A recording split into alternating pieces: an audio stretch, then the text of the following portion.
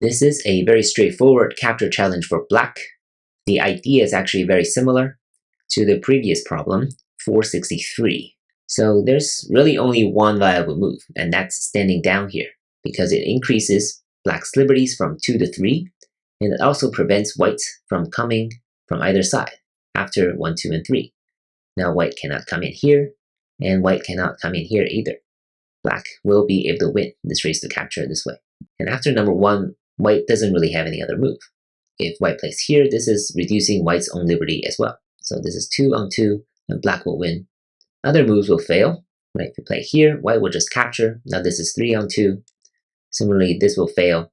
Again, another 3 on 2 situation. This doesn't work. White can just connect from behind. And bending here will not work. White can just hurry and capture black. So overall, very simple problem. It might come up in games. When this type of situation comes up in games, just pause for a second and see if you can stand down here and make something happen.